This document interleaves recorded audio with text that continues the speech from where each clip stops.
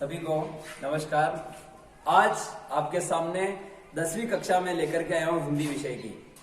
पढ़ते हैं हम हिंदी विषय के बारे में। तो सबसे पहले 10वीं कक्षा में हिंदी के विषय में क्या बताया है, हिंदी विषय में क्या क्या है, उसको हमें सबसे पहले जानना है। तो सबसे पहले हम 10वीं कक्षा की हिंदी विषय के अधिगम क्षेत्र को समझेंगे।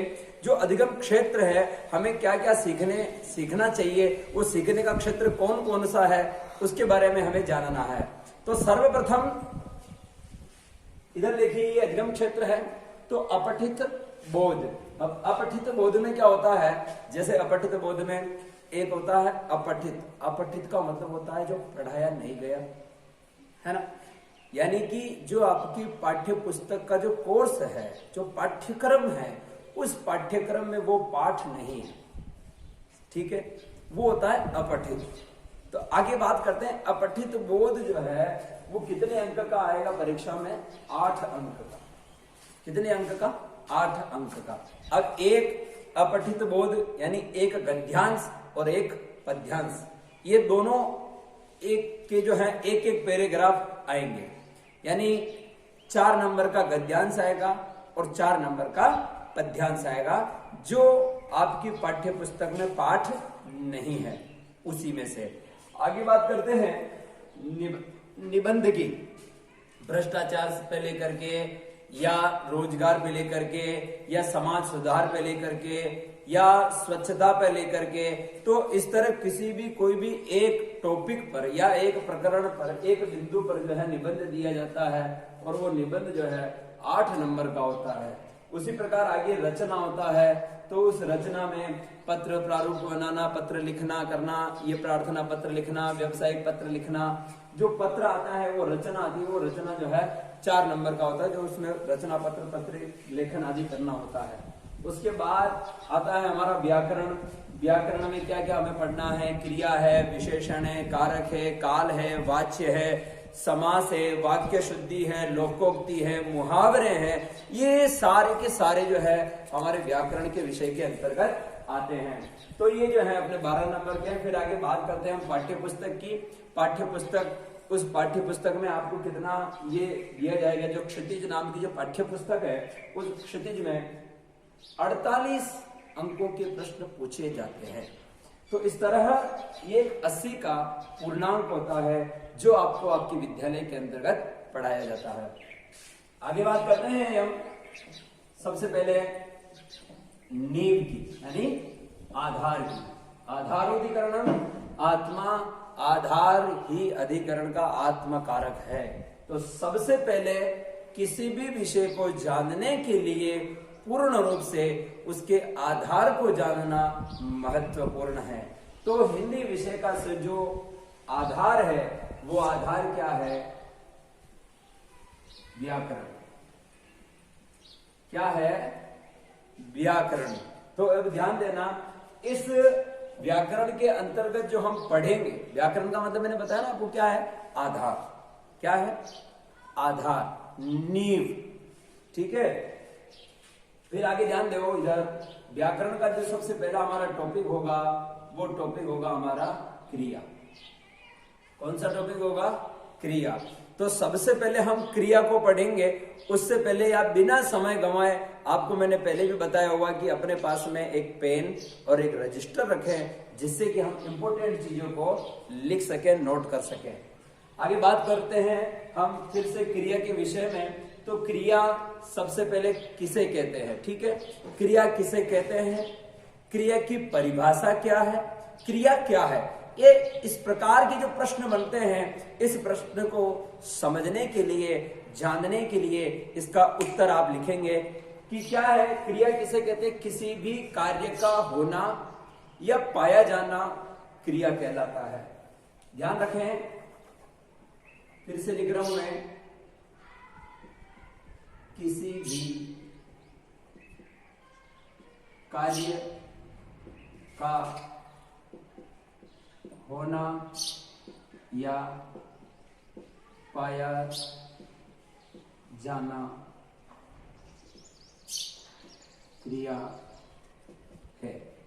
तो इस तरह समझ लेना आप, किसी भी कार्य का होना या पाया जाना क्रिया है, यानी क्रिया कहलाता है।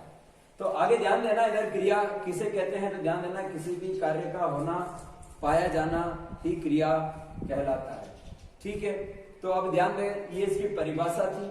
आगे बात करते हैं, इसकी परिभाषा भी पूछ ली जाती है यहाँ, और विस्तार रूप से अगर मैं बताऊं आपको, किसी भी कार्य का होना या पाया जाना जिससे समझा जाए, किसी भी कार्य का होना या पाया जाना जिससे समझा जाए उसे क्रिया कहते हैं। समझ में आया? चलिए और आगे बात करते हैं हम क्रिया के भेद की, कि क्रिया के कितने भेद हैं। दूसरे नंबर का प्रश्न है ये, ध्यान रखना।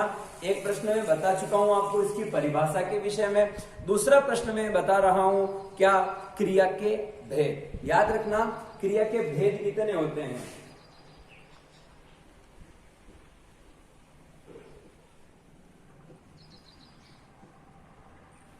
क्रिया के भेद कितने होते हैं? क्रिया के भेद दो होते हैं। कितने भेद होते हैं? दो। पहला होता है अकर्मक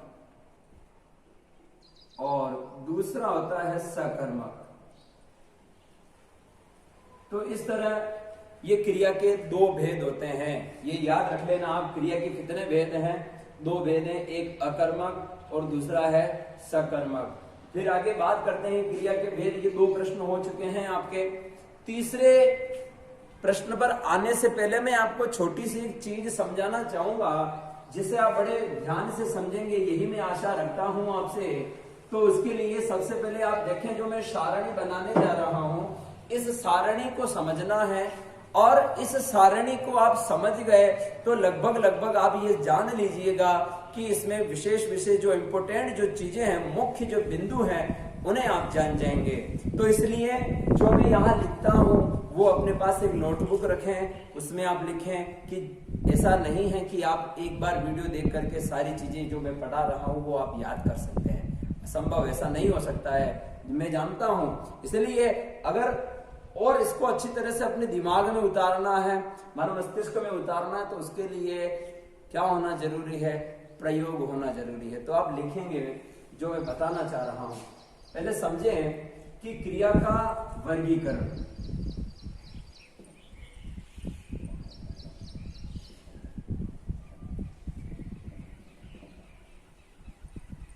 तो क्रिया का वर्गीकरण तीन प्रकार से होता है। कितने प्रकार से होता है? तीन प्रकार से क्रिया का वर्गीकरण होता है, जिसमें पहला है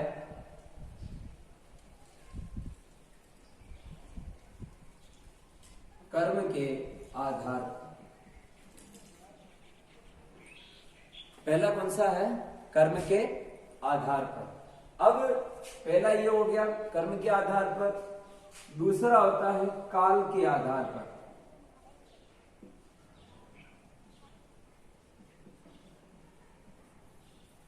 काल के आधार पर, पहला कर्म के आधार पर और दूसरा काल के आधार पर। और तीसरी अगर बात करें रचना व प्रयोग के आधार पर। तो इस तरह ये तीन प्रकार से क्रिया का वर्गीकरण समझाया गया है। ठीक है, अब ये तीन आधार होते हैं क्रिया के वर्गीकरण के। तो सबसे पहला जो आधार क्या है? कर्म के आधार पर। तो अब क्रिया को सबसे पहले जो समझा गया है वो कर्म के आधार पर समझाया गया। क्रमबद्ध से समझेंगे हम, इसे ध्यान देना। इधर देखिए, तो कर्म के आधार पर, कर्म के आधार पर भी इसको दो भागों में विभक्त किया है। कितने भागों में? दो भागों में। जिसमें पहला है अपना वापस क्या? अकर्मक। क्या है? अकर्मक। और दूसरा इसमें क्या है? सकर्मक। क्या है? सकर्मक। तो ये याद रहेगा आपको, अकर्मक और सकर्मक कौन सी बार आ रहा है? दूसरी बार आ रहा है। मैं आपको समझा रहा हूं उसके बाद में से। तो कर्म के आधार पर जो है क्रिया को जो है दो भेदों में विभक्त किया है। तो पहला है अकर्मक और दूसरा है सकर्मक। ठीक है, आगे बात करते हैं काल के आधार पर। तो आप बताइए काल कितने प्रकार के होते हैं? काल पता है? चलो इधर देखिए, काल जो है वो 3 प्रकार के होते हैं। पहला होता है भूतकाल। आगे बताओ क्या होता है? शाबाश, भविष्य काल। आगे बताइए, वर्तमान काल। तो ये 3 कालों में तो क्रिया को काल के आधार पर जब बांटा गया तो भूतकाल, भविष्य काल, वर्तमान काल। फिर आगे ये भूत, भविष्य, वर्तमान आप जानते हो, ये इधर था आ जाता है, पढ़ता था, लिखता था, लिखती थी, इस तरह लिखते थे। भविष्य काल लिखेगा, लिखेगी, लिखेंगे, इस तरह चलता है। वर्तमान काल लिखता है, लिखती है, लिखते हैं, लिख रहा है, ये वर्तमान काल में आ जाता है। आगे बात करते हैं रचना व प्रयोग के आधार पर। बस ये थोड़ा सा बड़ा है, जैसे कि 2 आ गया, ये 3 आ गया, जिसमें 5 और 6 इस तरह से चलता है, ज्यादा वो बड़ा नहीं है। तो सबसे पहले जब मैं लिख रहा हूं तो इसको भी मैं क्रमबद्धता से लिख रहा हूं ताकि आपको जल्दी से आसानी से समझ में आ जाए। पहला होता है मुख्य क्रिया और दूसरा है सहायक क्रिया,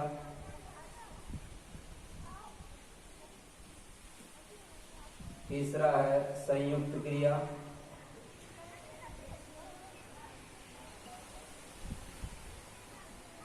और चौथा है, इधर ध्यान देना,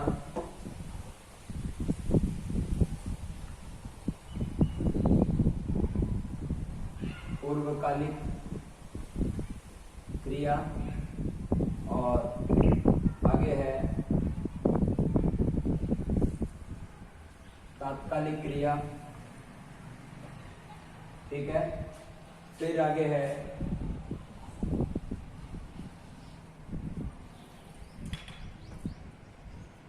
प्रेरणार्थक क्रिया और आगे है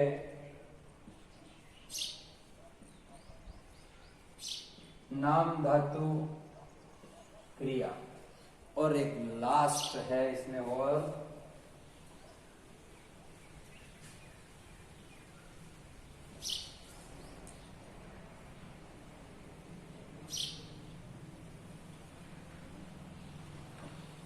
सजातीय क्रिया।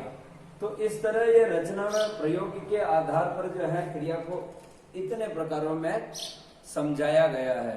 तो सबसे पहले अगर आपको इसमें से मेरे जो लेखन कौशल है वो थोड़ा लेखन कौशल इस प्रकार का है जो आपके सामने दिख रहा है। अगर ये कौशल आपको समझ में नहीं आता है तो मैं आप एक बार आपको बोल करके बता देता हूं जिससे आप समझ सकें। देखिए, क्रिया का वर्गीकरण 3 प्रकार से बताया गया है। पहला प्रकार है कर्म के आधार पर। कर्म के आधार पर भी 2 भागों में विभक्त किया है क्रिया को। तो पहला है अकर्मक और दूसरा सकर्मक। फिर दूसरे आधार पर जो बताया, दूसरे प्रकार से क्रिया का वर्गीकरण जो बताया है वो काल के आधार पर बताया है। इसको 3 प्रकार से समझाया है, भूतकाल, भविष्य काल और वर्तमान काल। फिर आगे बात करते हैं हम क्रिया का वर्गीकरण के तीसरे प्रकार की। तीसरा प्रकार है वो रचना व प्रयोग के आधार पर है। तो कई जगह संरचना भी बताते हैं, कई जगह अर्थ व प्रयोग के आधार पर भी बताते हैं। तो रचना व प्रयोग के आधार पर पहला मुख्य क्रिया है, दूसरा सहायक क्रिया है, तीसरा संयुक्त क्रिया है, चौथा पूर्वकालिक क्रिया है, फिर तात्कालिक क्रिया है, फिर एक प्रेरणार्थक क्रिया है, एक नाम धातु क्रिया है और एक सजातीय क्रिया है। तात्कालिक, प्रेरणार्थक, नाम धातु और सजातीय। तो इस प्रकार ये क्रिया का वर्गीकरण समझाया जाता है। तो आपको ये समझ में आ गया होगा। हम फिर से आगे की ओर चलते हैं। तो सबसे पहले क्रिया का वर्गीकरण का जो पहला प्रकार है उस पहले प्रकार को हम समझेंगे। तो याद रखें, क्रिया का वर्गीकरण कितने प्रकार से समझाया जाता है? 3 प्रकार से। क्रिया के कितने भेद होते हैं? 2 भेद होते हैं, ध्यान रखना। और क्रिया की परिभाषा भी मैंने बताई है, किसी भी कार्य का होना या पाया जाना क्रिया कहलाता है। तो ध्यान देना। तो अब आगे बात करते हैं, फिर हम क्रिया का वर्गीकरण जो था उस क्रिया के वर्गीकरण के पहले प्रकार का। पहला प्रकार है हमारा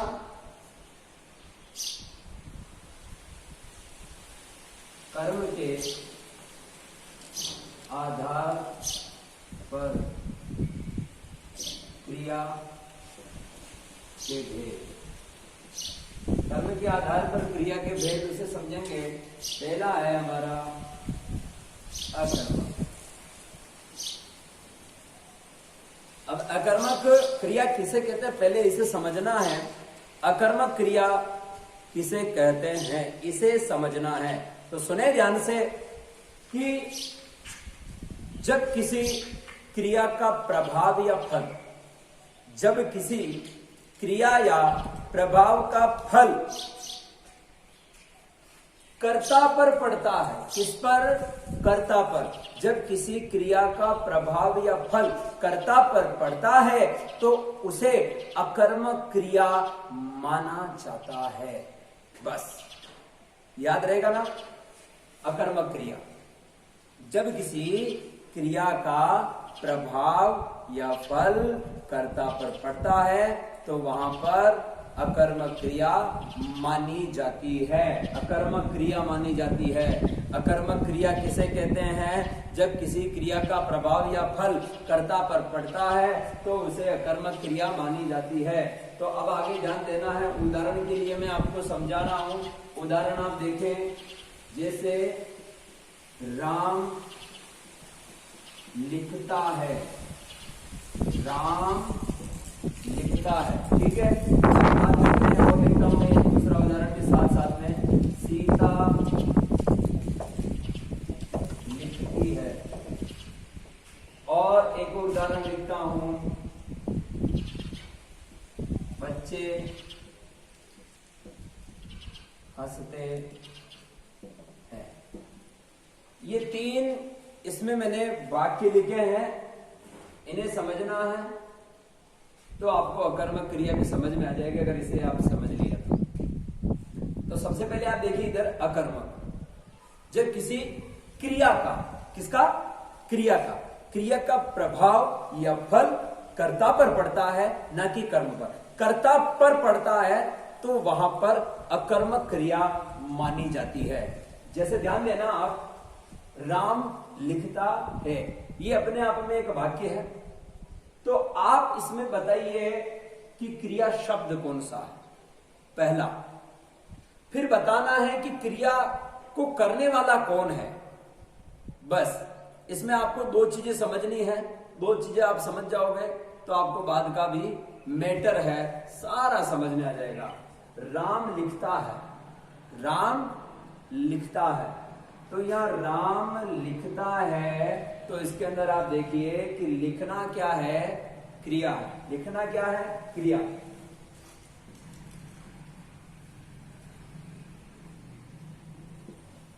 लिखना क्या है? क्रिया है।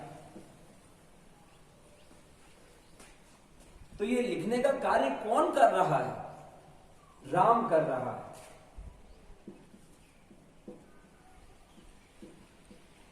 कौन कर रहा है? राम कर रहा है। इसलिए राम क्या हो गया? कर्ता।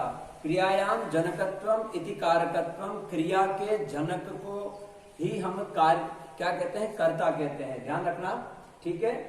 क्रियाया जनकत्वम इति कारकत्वम, क्रिया के जनक को कारक कहते हैं।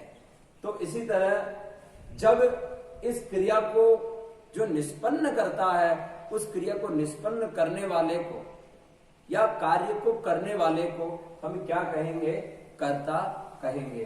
कोई भी कार्य कर रहा है, जैसे मैं लिखता हूं, मैं पढ़ता हूं, मैं बोलता हूं, मैं चलता हूं, मैं हंसता हूं, मैं देखता हूं, तो इस तरह जो कार्य करता है वही करता है। बस यही समझना है।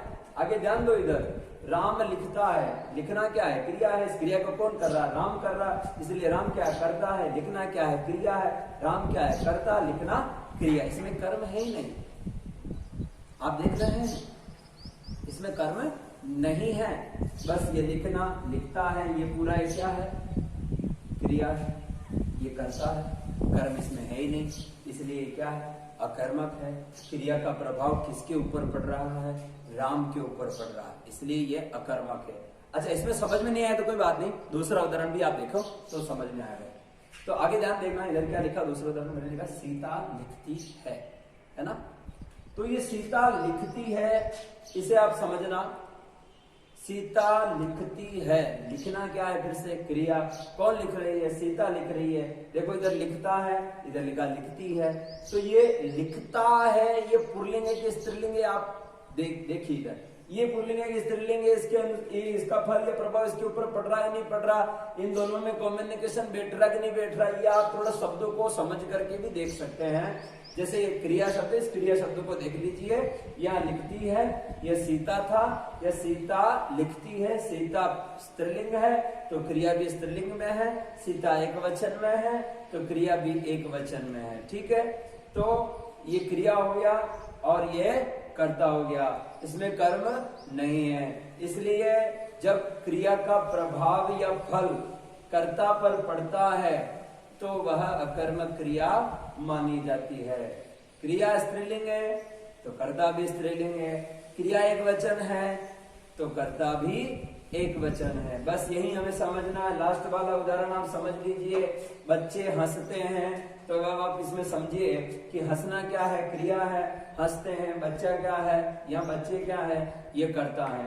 ये ध्यान देना आप कि हंसते पुल्लिंग है तो बच्चे भी पुल्लिंग है, ये बहुवचन है तो बच्चे भी बहुवचन है। तो इसी तरह हम समझते हैं कि यह अकर्मक क्रिया होती है। अब बात करते हैं हम दूसरे भेद की। दूसरा भेद कौन सा है? पहला अकर्मक था और दूसरा सकर्मक है, ध्यान रखना। दूसरा है सकर्मक। बस इसकी परिभाषा में थोड़ा ही अंतर है। जैसे हम पढ़ रहे थे अकर्मक के बारे में, तो अकर्मक में क्या था? जब किसी क्रिया का प्रभाव या फल कर्ता पर पड़ता है तो वहां अकर्मक क्रिया मानी जाती है। यह परिभाषा थी अकर्मक की। अब यहां सकर्मक की परिभाषा क्या है? जब किसी क्रिया का प्रभाव या फल कर्ता पर न पड़कर कर्म पर पड़ता है। किस पर पड़ता है? कर्म पर। जब किसी क्रिया का प्रभाव या फल कर्ता पर न पड़कर कर्म पर पड़ता है तो वहां सकर्म क्रिया मानी जाती है। ओके, आगे बात करते हैं सकर्मक में। सकर्मक की परिभाषा मैंने आपको बता दी है। अब इसके उदाहरण को हम समझेंगे। समझने के लिए मैं यहां लिखता हूं आपको, जैसे राम पत्र लिखता है, राम पत्र लिखता है। दूसरा मैं यहां लिखता हूं सीता अखबार पढ़ती है।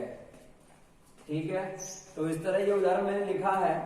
और भी उदाहरण इसमें लिख सकते हैं। जैसे मैं यहां लिखता हूं एक विद्यार्थी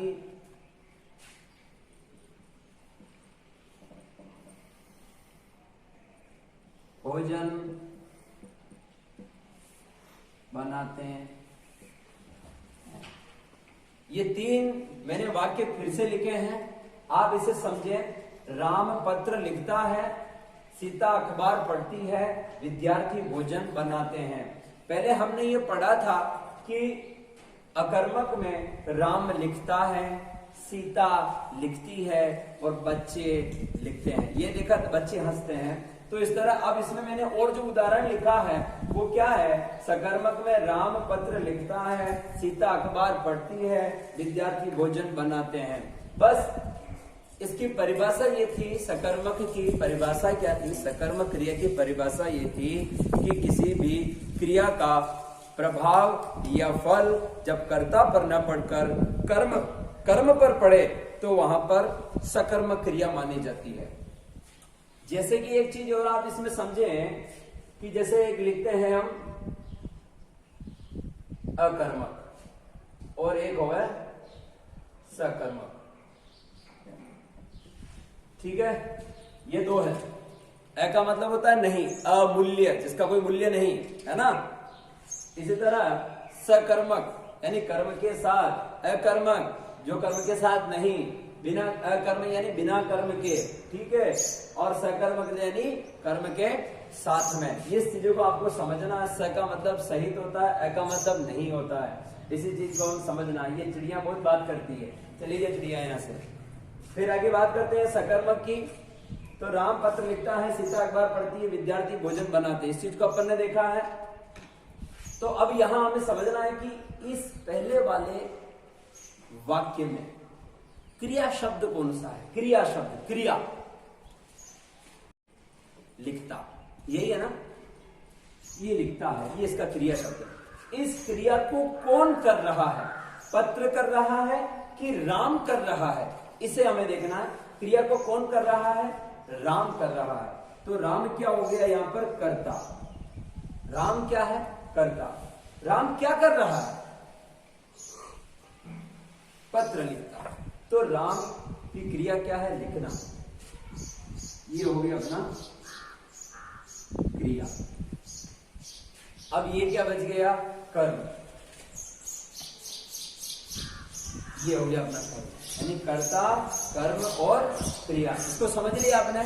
चलिए अब आगे बात करते हैं हम इसे और बड़े सरलता से समझने की, ठीक है ना। चलिए आगे हम ये समझेंगे। राम पत्र लिखता हो गया, सीता अखबार पढ़ती है, तो यहां लिया सीता क्या है, कर्ता है, ठीक है। अखबार क्या है, कर्म है, और पढ़ती क्या है, ये क्रिया है। चलो आगे बात करते हैं, विद्यार्थी भोजन बनाते हैं। तो अब इसमें ये देखना है, विद्यार्थी भोजन बनाते हैं, बड़े ध्यान से समझ रहे हैं कि विद्यार्थी क्या कर रहे हैं, भोजन बनाते। विद्यार्थी क्या बनाते हैं, भोजन बनाते हैं। अरे बड़े सरल है, तो इसमें ज्यादा कुछ कठिन है ही नहीं।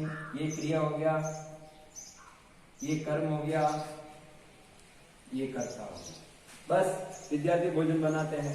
अब ये विद्यार्थी एक वचन है कि बहुवचन है, इसे समझने के लिए थोड़ा क्रिया पर भी ध्यान दे देना। विद्यार्थी पुल्लिंग में आ रहा है कि स्त्रीलिंग में आ रहा है, तो थोड़ा क्रिया को भी देख लेना, ताकि समझ में आ जाए कि ये जो शब्द है, कर्ता शब्द जो है, ये पुल्लिंग है कि स्त्रीलिंग है। तो अपने को क्रिया शब्द को देख लेने से भी पता चल जाता है इसका। बड़े सरल वाला टॉपिक बता रहा हूँ आपको मैं। चलो अब आगे बात करते हैं, ये अपना टॉपिक एक हुआ है सकर्मक को समझने के लिए। अब बात करते हैं सकर्मक और अकर्मक को जानने का तरीका, ठीक है ना। एक नोट डालना आप 500 रुपए का। उस 500 रुपए के नोट में आप बड़ा इंपॉर्टेंट चीज बता रहा हूं, तो आप लिख भी लेना। और वो तरीका क्या है, उस नोट के ऊपर ये रहेगा। उद्देश्य ये है कि सकर्मक और अकर्मक जानने का तरीका, ये इसका नोट है।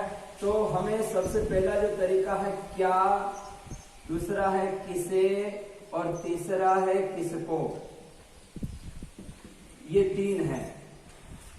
जब किसी क्रिया से पहले क्या, किसे, किसको लगाने के बाद अगर उत्तर मिलता है, तो वहां पर सकर्मक क्रिया मानी जाती है। और अगर क्या, किसे, किसको प्रश्न लगाने से नहीं बन पा रहा है, उसका उत्तर भी सटीक नहीं मिल पा रहा है, तो वहां 100% क्रिया अकर्मक होगी।